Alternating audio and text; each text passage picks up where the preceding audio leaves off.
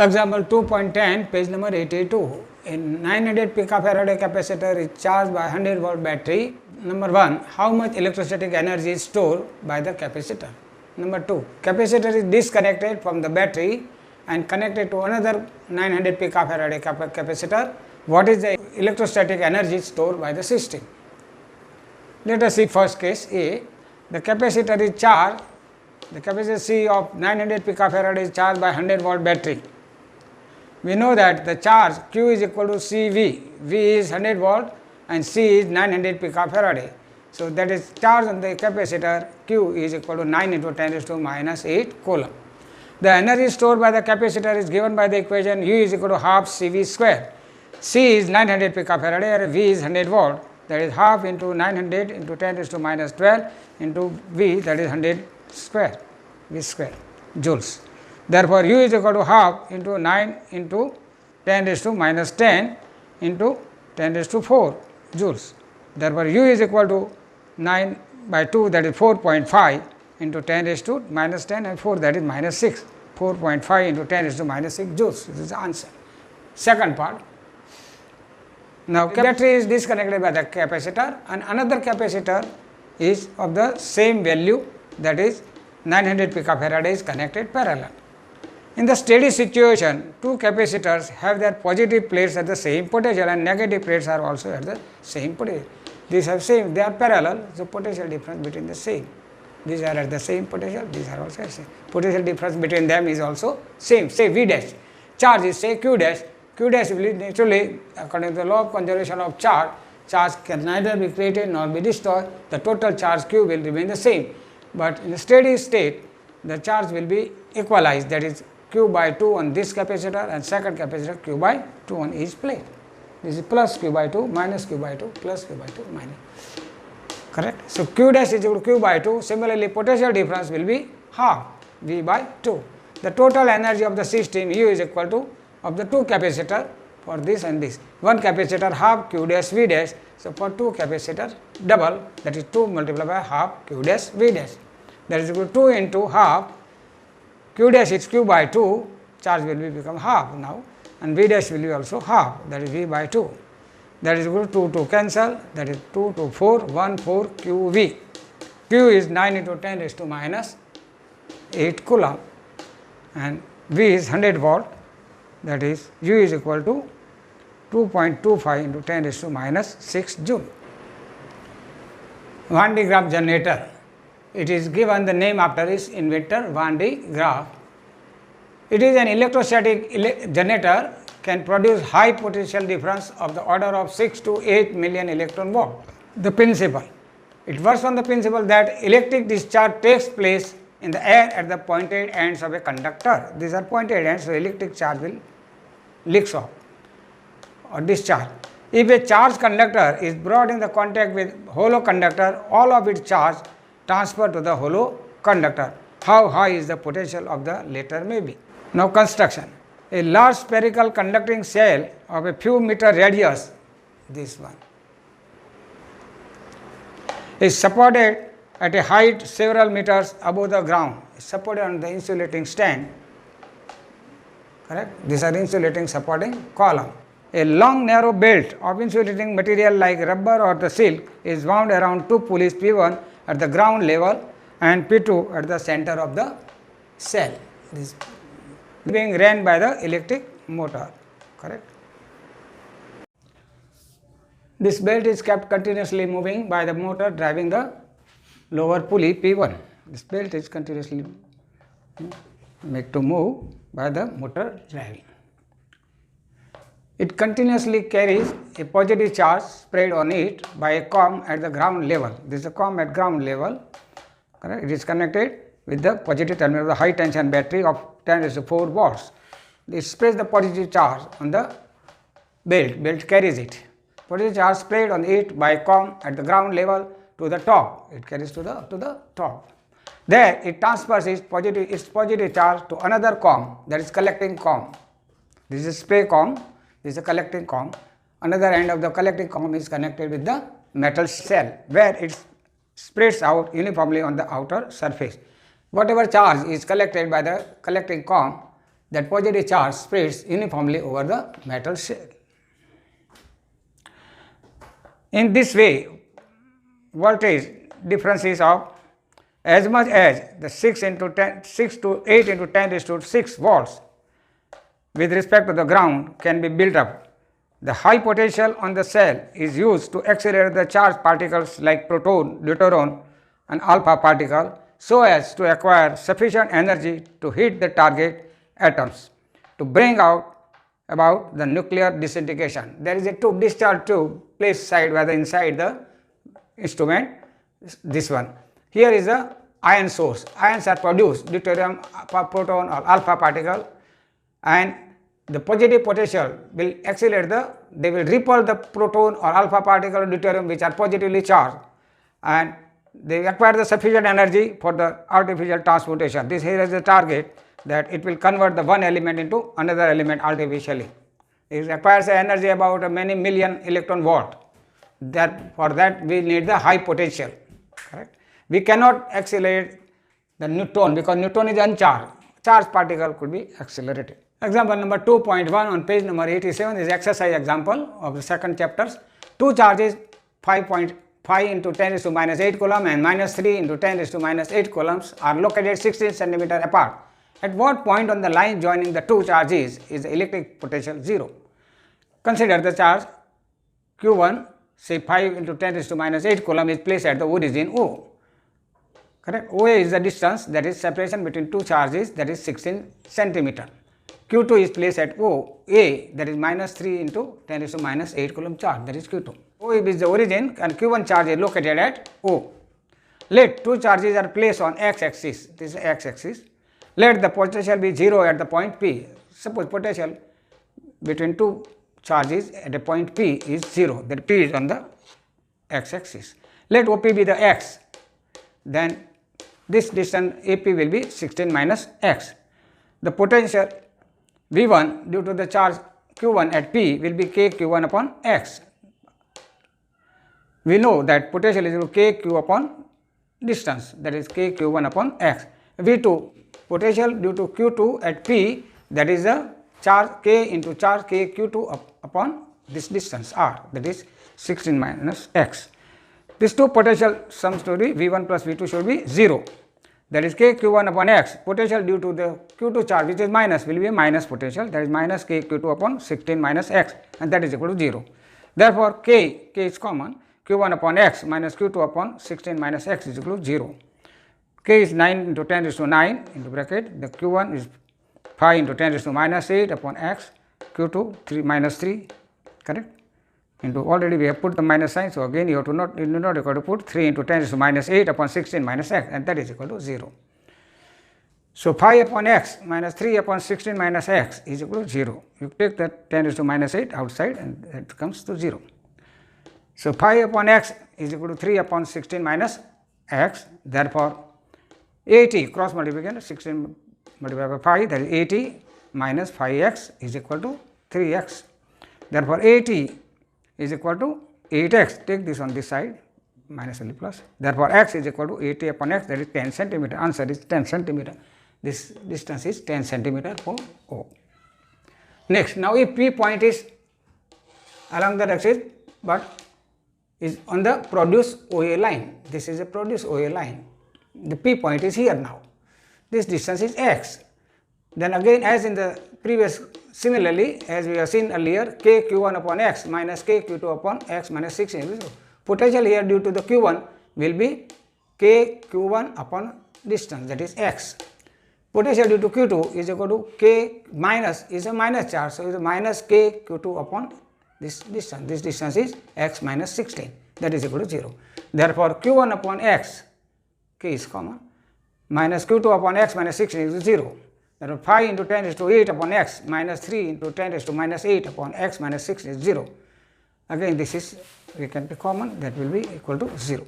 So 5 into 10 raised to, or 5 upon x is equal to 3 upon x minus 16, or 5x cross multiplication again as before, as earlier, into 5 into 16 minus 80, 16 into 5, 5x minus 80 is equal to 3x. Therefore 5x, take this on the left side, minus 3x and take this 80 on the right side, that is equal to 80. Therefore, 2x, 3 minus 5 minus 3, that is 2. 2x is equal to 80, x is equal to 40.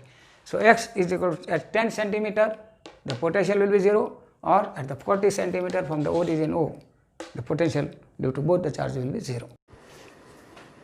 Example 2.2 of the exercise chapter 2. A regular hexagon of side 10 centimeter has a charge of 5 microcoulomb at each of its vertices. Calculate the potential at the center of the hexagon. This is a hexagon, correct? And the 5 microcoulomb charge is placed on each vertices. This is a vertices, this is another, second, third, fourth, fifth and sixth.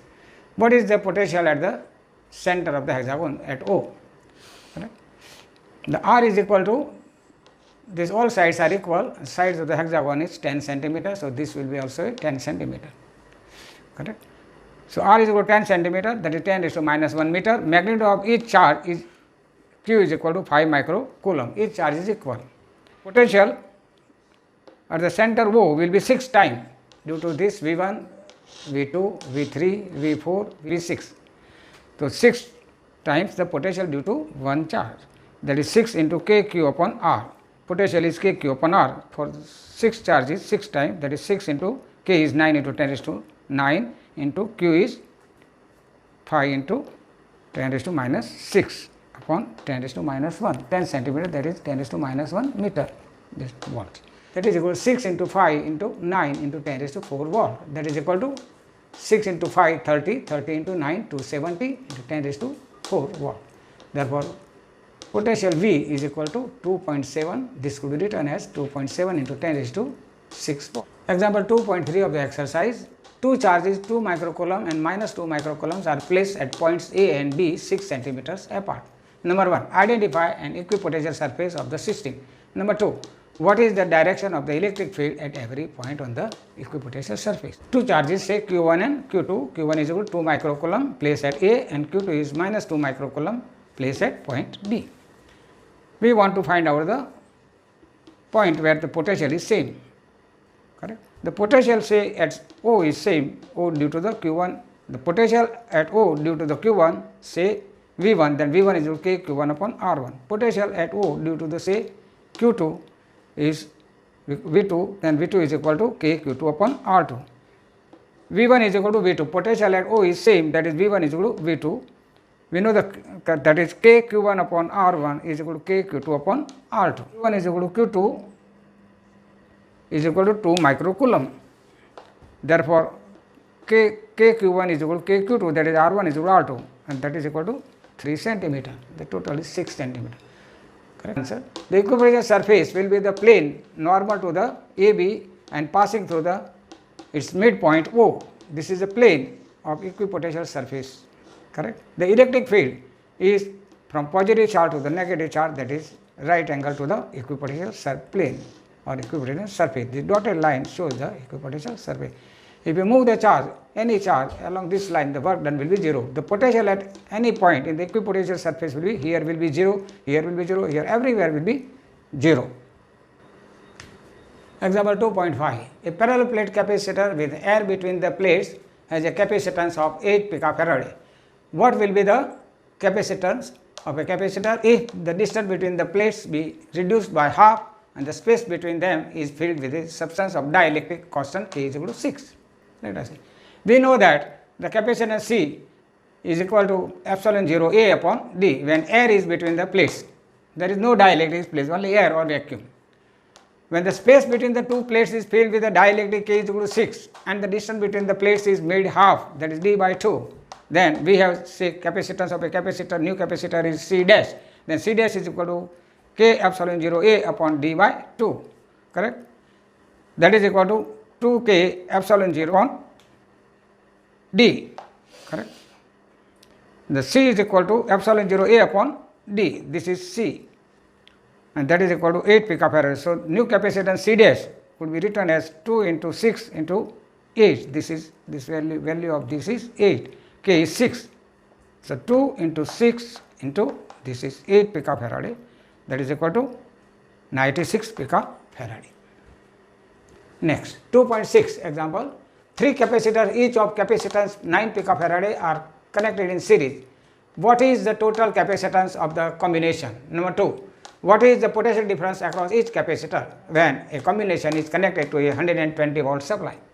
The figure shows the 3 capacitors are connected in series, the C1, C2 and C3, correct. For series combination, we know that the equivalent capacitance 1 upon C is equal to 1 upon C1 plus 1 upon C2 plus 1 upon C3. All capacitors are same, equal to 9 picofarad. So 1 upon 9 plus 1 upon 9 plus 1 upon 9, that is equal to 3 upon 9. So C is equal to 9 upon 3 picofarad, that is 3 picofarad. Now C1 is equal to C2 is equal to C3, all are equal, correct. Let the potential difference also will be the same. So V1, V2, V3. Let the total potential difference is V dash, then V dash is equal to V1 plus V2 plus V3. Therefore, V dash is equal to 3V, that is, this is V dash. Therefore, V is equal to V dash by 3. V dash is 120 volt upon 3, that is 40 volts is answer. Example 2.7 on page number 87, 3 capacitors of capacitance is 2 picofarad, 3 picofarad and 4 picofarad are connected in parallel.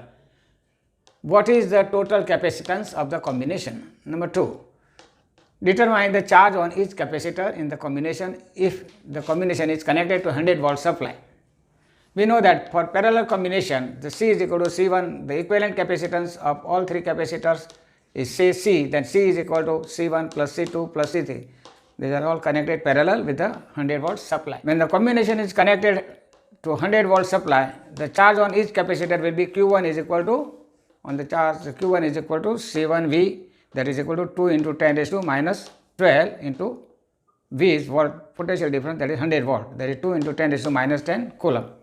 Q2, the potential difference, the charge on the C2, that is Q2 is equal to C2V, 3 into 10 raised to minus 12 into 100, that is equal to 3 into 10 raised to minus 10 coulomb.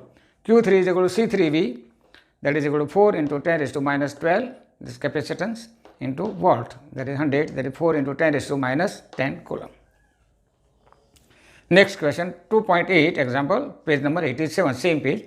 In a parallel plate capacitor with air between the plates, each plate has the area of 6 into 10 raised to minus 3 meter square and the distance between the plates is 3 millimeter. Calculate the capacitance of a capacitor.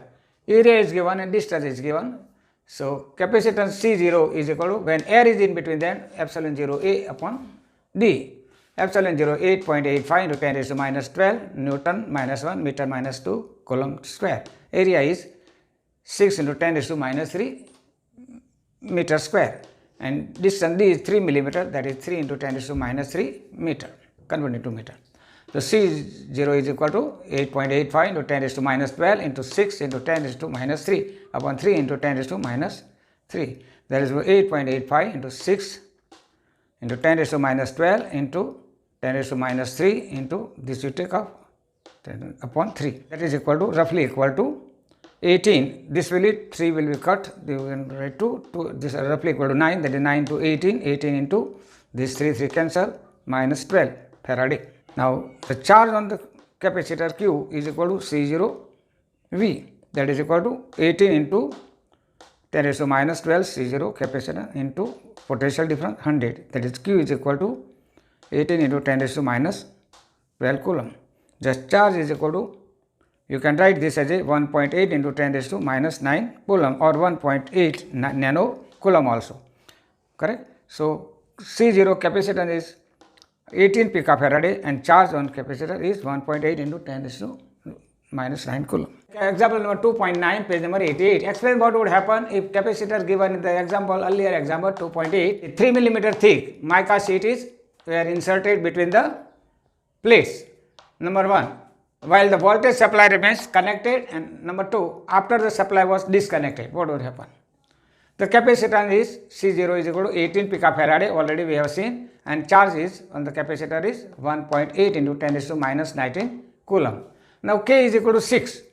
When the voltage supply remains the connected, the potential difference between the plates remains the same, that is 100 volts. The capacitance C is equal to K times capacitance when there is a vacuum. When dielectric, K is a dielectric constant, it is 6. So, 6 into 18 picofarad is the capacitance, that is equal to 108 picofarad. So, it becomes 6 times more the capacitance. The charge on the capacitor Q is equal to CV.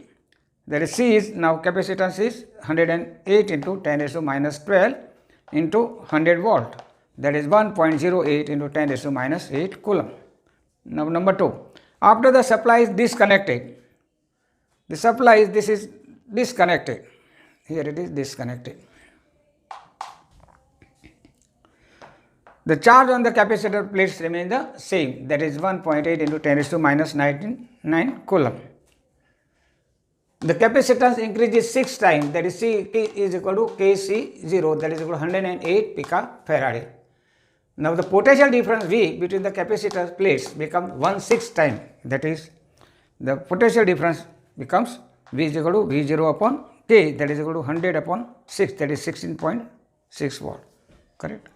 The charge is the Q is equal to Q0 and that is the same as it was here, correct.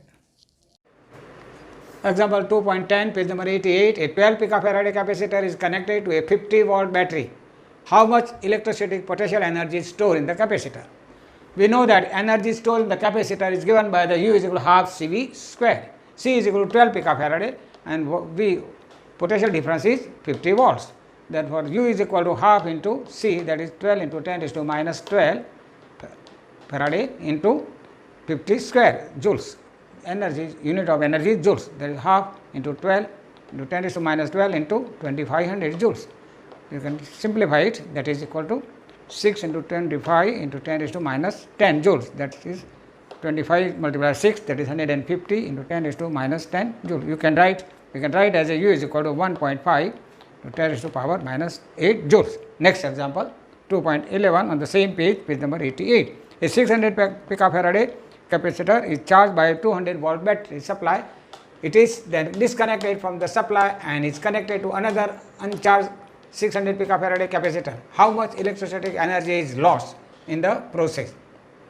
The initial energy stored in the capacitor, say Ui, when 600 picofarad, that is say C1, is connected with the 200 volt supply, that is Ui is equal to half C1 V1 square. The potential difference is V1, capacitance of a capacitor is C1, that is half into 600 into 10 raised to minus 12 into 200 square, that is Ui is equal to 12, this is 2 into 6, 2 into 2, 4, that is it will be simplified, that is you can simplify yourself, it is a very simple mathematics or calculation, 12 into 10 raised to minus 6 joules.